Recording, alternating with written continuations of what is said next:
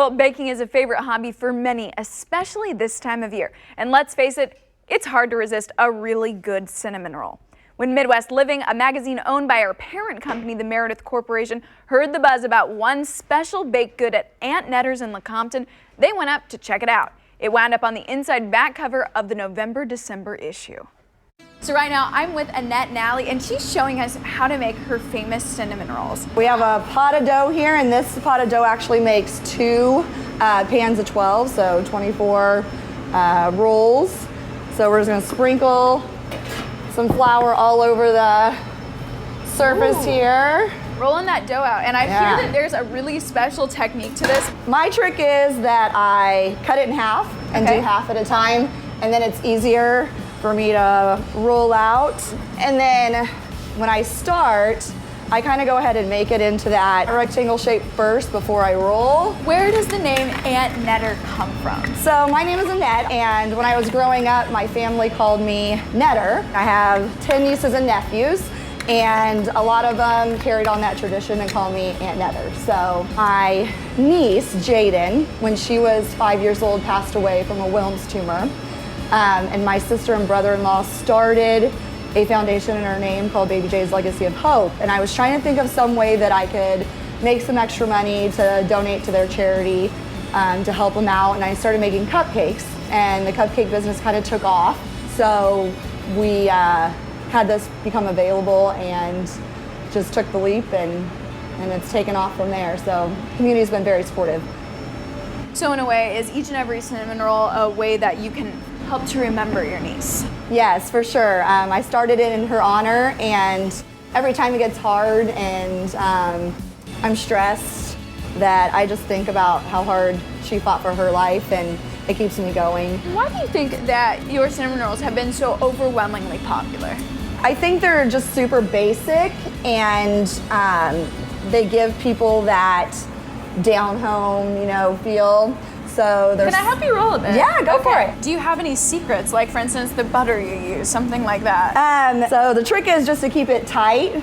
And you did great. Nice job. That's just like my side. And then I take my knife, and we make 12 rolls. So all I do is I eyeball half, half again, and then I cut them in to chunks of 3.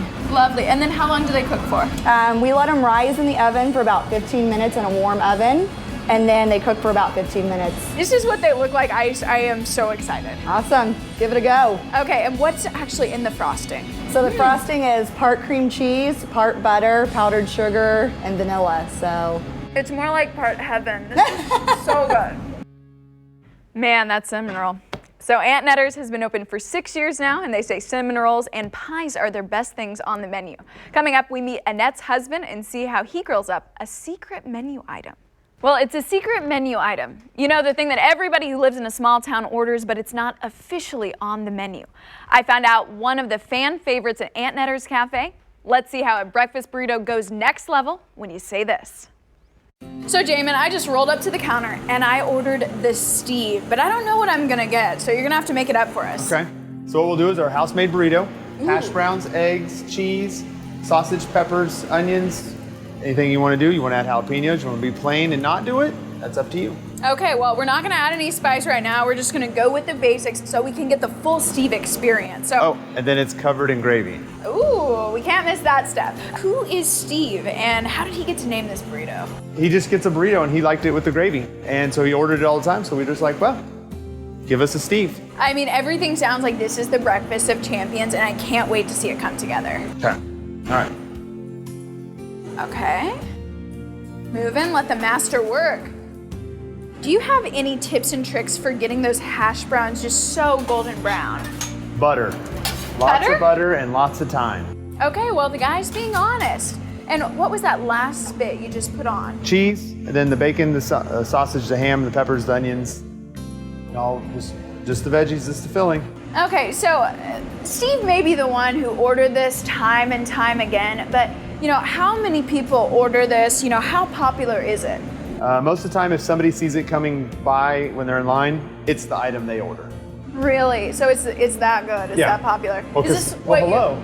It's gravy covered burrito. So what kind of gravy do you use? It's just a homemade sausage gravy. Yum. It looks so good. Okay, I'm gonna try my hand at biting into this, but I may actually need a knife. Here we go. This is a moment of truth. Is this what you recommend to people when they walk through the door? Yes. Do you have any other favorites on the menu? For breakfast, the quesadilla with ghost peppers and. Okay, well, we're going with a bite here. Man, the crunch is real when you get down to the hash browns, and that gravy is so good. So it took me about 10 minutes to cut through that burrito because they're made on 12-inch tortillas just shoved full of goodies, and I ate nearly the whole thing. Coming up, we see how barbecue works its way into grilled cheese. So barbecue and grilled cheese. It was a combo that just needed to happen. These two titans come together for one unforgettable sandwich at Aunt Netter's Café in Lecompton.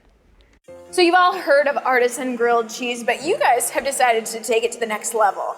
Well, yeah, if you're gonna have a grilled cheese, why not fill it with what you like the best, like barbecue pulled pork? Ooh, this is gonna be killer. So what are you doing there?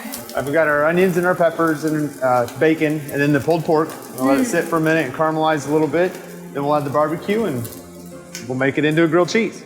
Okay, so how did you guys actually come up with this pulled pork barbecue grilled cheese sandwich? One day we were eating a pulled pork sandwich, and I was eating a grilled cheese sandwich, and it's like, they sound good. So we did it. That sounds so good. And what looks even better is the barbecue sauce you just put on the pulled pork. Sweet Baby Ray's. It's a secret. Sweet Baby Ray's. Okay, this is my favorite barbecue sauce. I don't know if you knew that. I think it's like everybody's favorite though. Is there anything that you guys really try to accomplish here? Like, is it everybody's favorite comfort foods? I shoot for things you would want to make at home, but you just don't have the time. Okay. Makes a lot of sense.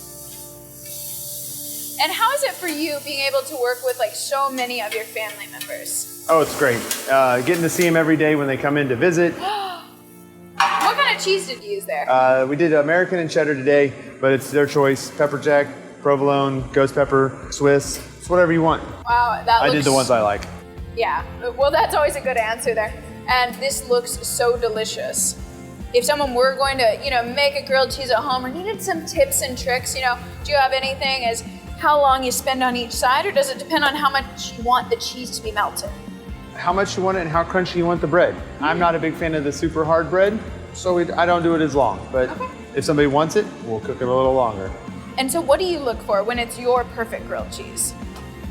Consistent color and the cheese starting to running down the side. Oh, and that's exactly where we're at right now. That looked perfect. You said the pulled pork actually sits for 11 or 12 hours in a slow cooker.